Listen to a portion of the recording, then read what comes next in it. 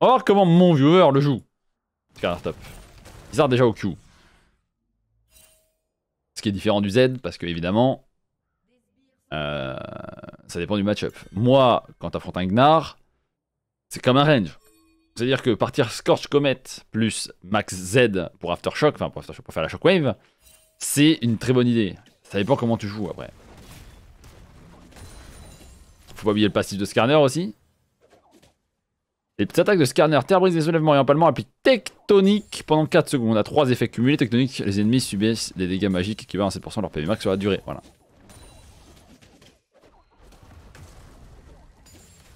C'est très important de noter ça. Envie de jouer Skarner, ça m'a la fun. Jouer Skarner top, même si vous n'êtes pas main top, c'est un champion qui est très fun à jouer actuellement. Quand tu Q, tu buffes tes 3 prochaines autos. Il faut un peu une sorte de mini shockwave autour des adversaires, quoi.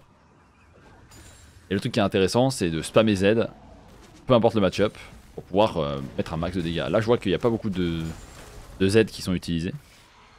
Et il joue Grasp. Alors Grasp, c'est un peu risqué dans ce match-up, mais de toute façon, je pense que dans son point de vue, il n'y a pas grand-chose d'autre à jouer.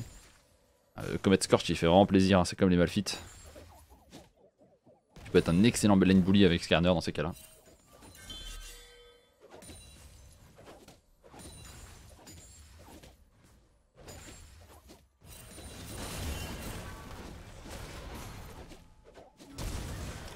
Sauvé par le gong.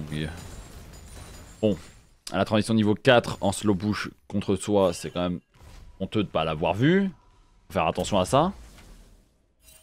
C'est des détails importants. Alors, ne pas TP ici, c'est criminel. Hein. Toute cette wave, tu perds. Tu reviens et t'es freeze en plus. Et donc, il est niveau 5. Et donc, comme il est niveau 5, il peut normalement pas te zoner, mais jouer 1v1. Maintenant, tu passes niveau 5, donc t'es plus à l'aise. Mais faites attention à ne pas garder votre TP sans raison. Surtout c'est pour pas l'utiliser dans les 5 prochaines minutes. Ah, t'es en train de le laisser crash pour aller invade.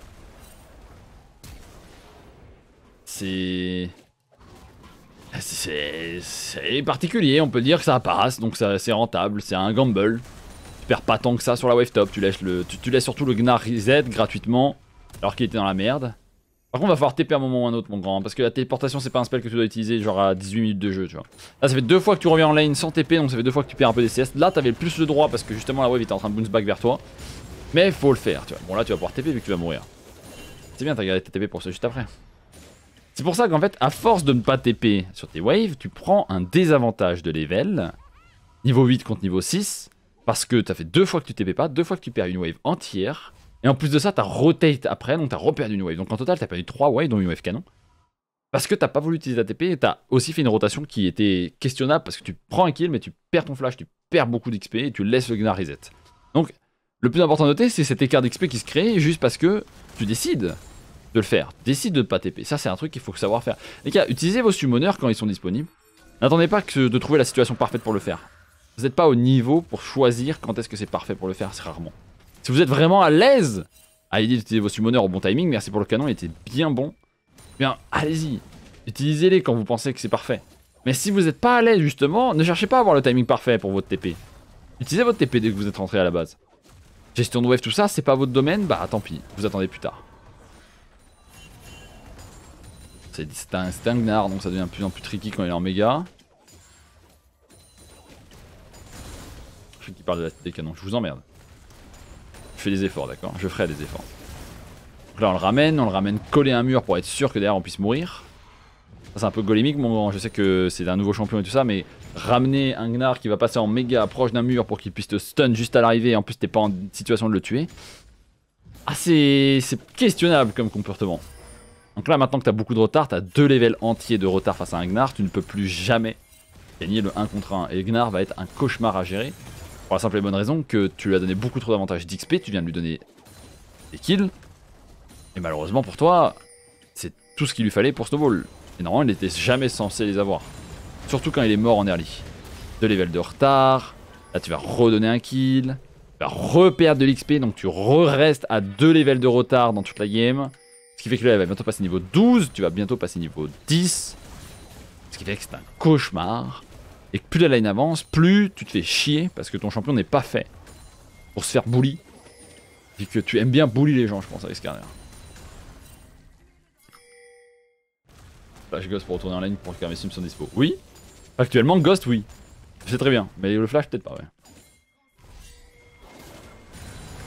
Il y en a qui utilisent Ghost. Il y en a qui piquent Ghost sur Rise par exemple plutôt que TP. Et qui utilisent leur Ghost niveau 4, 5, 6 pour revenir en lane. Excellent setup de gang. Premier gang qui reçoit après les 3 premières minutes là.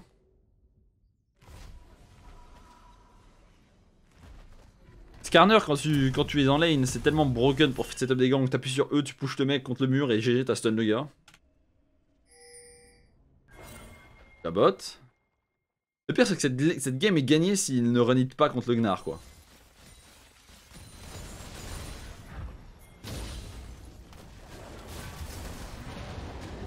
Allez, t'es trop tanky pour mourir en 1v1 normalement. C'est bien, t'as donné un kill en plus au Garias qui a un Medjay. Tu vas prendre la tourelle normalement avec Demolish. Bien, tu vas mourir mais t'as pris la tourelle donc t'as fait un trade qui est pas très bon. Pourquoi c'est pas un très bon trade? En fait, là la tourelle va mourir bientôt. Donc tu vas overkill cette tourelle parce que tu te dis ouais je peux la prendre et je suis mort. Le truc c'est qu'en fait si tu meurs ici et que tu prends la tourelle, ça va. C'est acceptable. Le problème, c'est que c'est pas la tourelle le problème. C'est pas le fait de trade ta vie contre la tourelle. Le problème, c'est que en mourant contre la tourelle, ce qui va se passer, c'est que tu vas aussi donner la tourelle adverse, enfin ta tourelle, plus perdre une wave. Donc c'est ça le problème. T'as perdu une wave ennemie, la tourelle, et t'as donné un kill. C'est pour ça que ce trade n'était pas bon. Parce que trade une tourelle, lol, en échange de une tourelle, un kill et 3 waves, c'est jamais rentable mathématiquement, c'est logique. Mais juste les gens oublient ce détail majeur que quand tu meurs, tu donnes de la tempo à l'adversaire. Et que ici, ce serait un objectif shutdown, que tu serais en 0-8, ça aurait été ok. Mais là, tu prends une tourelle que tu aurais pu avoir. Là, toi, tu aurais pu l'avoir. Là, tu peux partir avec ton E, ton Z, et t'es tranquille. Fine. Et cette tourelle, elle va tomber à un moment ou à un autre pour 300 HP, c'est pas très grave. Si ça avait été une T2 à 700 gold, et que t'étais en 0.8, je t'aurais dit fais le trade à tout moment, parce que trade T2 contre une T1 top, c'est fine. À la limite. T2 700 gold, c'est génial. Merci Nico pour le raid. T'essaies de jouer à LoL ou pas? Non, est-ce que tu vas give up la Z-LAN juste parce qu'il y a du LoL, Nico? Ou tu vas genre sortir les 500 heures nécessaires pour essayer de rattraper le retard? Parce que je pense pas qu'il faut être master pour jouer, pour être bon à la Z-LAN sur LoL, je pense que juste avoir un niveau gold plat suffirait. Mais gold plat, c'est pas en 3 jours que tu l'as. Je sors d'une session.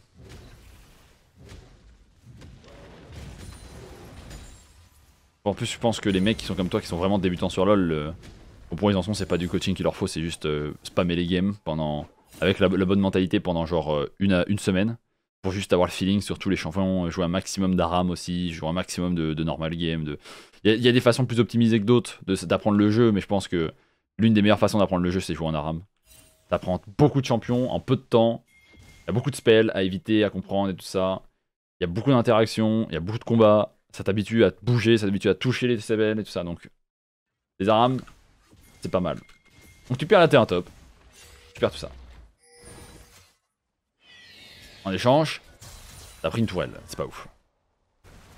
On arrive dans la game, troisième drake qui arrive, là tu te fais grab, t'es golémique, t'as l'ulti dans le vide. Tu vas rester, te faire tuer, donner la raison de la défaite à votre équipe. Et ça c'est golémique, tu vois. C'était le troisième drake, alors ça c'est un truc qui est fondamental, d'accord? Parce que là je te vois, t'es en mode full golem, tu sais pas quoi faire, en plus de te faire porter, tu vas run it la game, tu vois. Je vais faire ça, vas-y bon là, vas-y à plus Nico.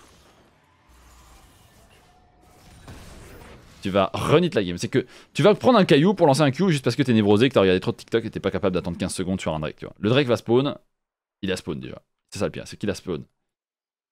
Votre Gragas n'est pas en vie. Votre Gragas n'est pas en vie. Mais il arrive.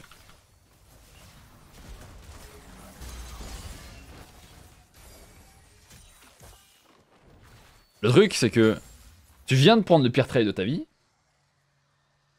Et en plus de ça, tu vas mourir derrière à cause de ça. Et faire mourir ta team. Voilà. Parce que comme t'étais mid comme un golem, t'as incité ta botlane à être mid aussi comme un golem, tu vois.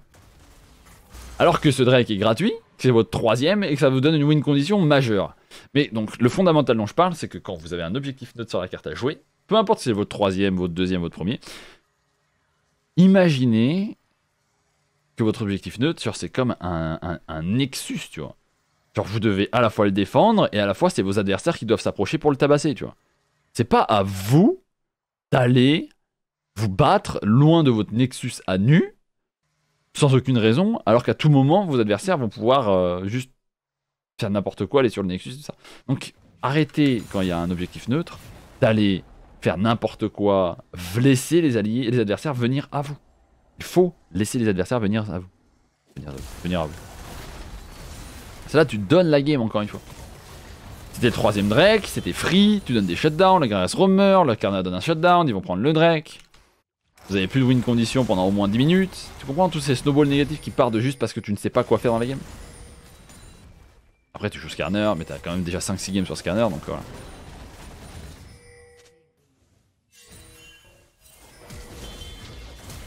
Et là tu vois c'est pareil. Là tu forces le flash, tu loupes ton R, et tu vas mourir, enfin tu vas te forcer au flash aussi, parce que tu sais pas quoi faire dans la game. T'es en mode bah je vais essayer de trouver un kill mid, t'es perdu, tu sais pas où aller, tu sais pas quoi faire. Ta side lane tu la gagnes pas parce que le Gnar est plus fort que toi. Là t'arrives mid lane mais ta karma est morte, donc t'es un peu en retard, donc tu vas faire un bon fight normalement je pense. C'est un bon fight. Il y a un call Nash qui peut avoir lieu mais c'est très difficile à setup parce que bon. Votre DPS sur le Nash est pas ouf. Et pas mauvais non plus hein. Tristana Ezreal quand même ça fait des dégâts. Pas le meilleur Nash.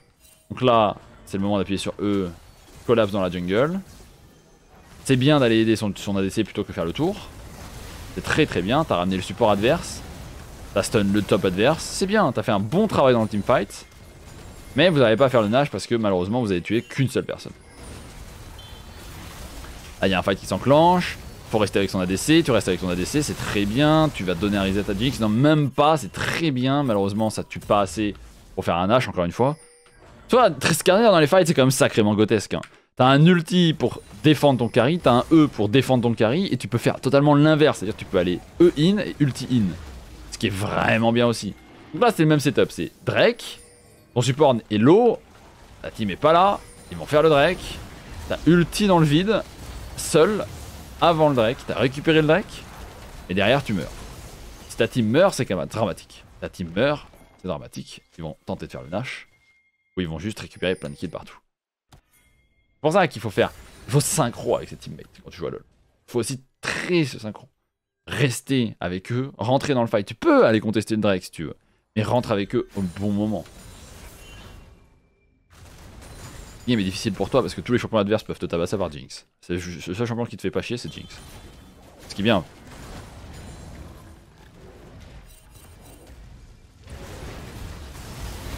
Ça c'est un bon fight. Ouf. Vous avez rien à faire. Là t'es overstay parce que tu pensais pouvoir tuer les Trundle, mais Trundle avec son stuff plus ton champion c'est impossible de le tuer. Au moins Tristana a pris des waves en side. Ce qu'il faut retenir dans ce genre de circonstances c'est que t'es fort en fight. Il faut jamais overstay. Overstay c'est un truc que je vois depuis le début de la game et que tu fais beaucoup. Où tu perds beaucoup de temps parce que tu vas juste prendre un caillou, essayer de le lancer sur l'adversaire mais ça ne t'apporterait rien même si tu le touchais. T'es pas, je sais pas, dans une arame où genre toucher un caillou ça fait que tu vas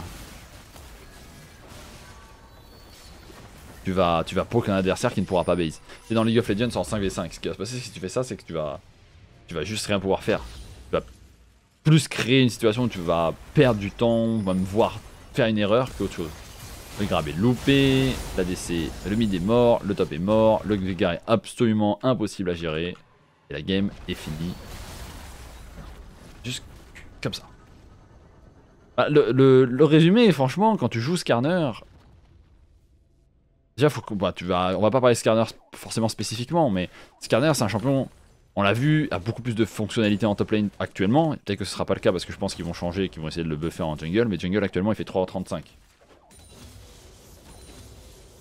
Donc c'est pour ça qu'il n'est pas joué jungle. Son clear est absolument catastrophique. En top lane, c'est très bien.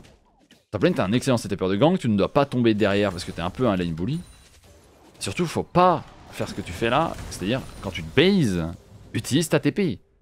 Ne perds pas ton temps à revenir à pied 3 fois d'affilée sans utiliser de TP, ce qui fait que derrière quand on arrive ici à peu près, t'as déjà un level de retard, un level entier de retard, tu vois. parce que t'as pas voulu TP, et que c'est que maintenant que t'as TP. Et si on revient avant le solo kill, qui était juste là, t'avais déjà un level de retard, tu vois. Alors que t'affrontes un mec qui est mort une fois et que t'as un kill, une assist. Donc comment tu expliques que tu sois en retard en XP alors que t'avais cet avantage, tu vois. C'est ça qui est intéressant à noter. C'est que même naturellement dans ton 1v1, alors que t'as un kill, il a une mort, tu as perdu la game. Parce que t'as pas voulu comprendre l'XP. Cette rotation aussi est difficile, tu vois. Tu perds. Là, tu vas rotate, tu vas perdre une wave canon. Plus une wave derrière. Tu gardes juste les 4 casters en XP. Donc tu perds une wave canon et la moitié d'une wave pour prendre un kill. Ce qui fait que ton Gnar en face, toi tu vas passer niveau 6, lui, il va passer niveau 7. Et les problèmes dans League of Legends, c'est que les levels, c'est bien trop fort. C'est bien trop fort. C'est des statistiques sur les spells, c'est des statistiques totalement individuelles, que ce soit l'AD, l'armure, l'HP, tu vois. Bravo. Donc tu peux pas te permettre de faire ça. Tu ne peux pas. Tu dois t'adapter et ne pas perdre trop d'XP. Et ça, c'est ce qui fait que derrière, la game est compliquée, quoi. En plus de faire les erreurs dans les teamfights où tu run it. Mais j'ai bien aimé regarder du scanner. En quelles conditions est-ce que tu peux revenir à pied sur ta lane? Ha ha ha, tu le verras dans le guide gestion de wave.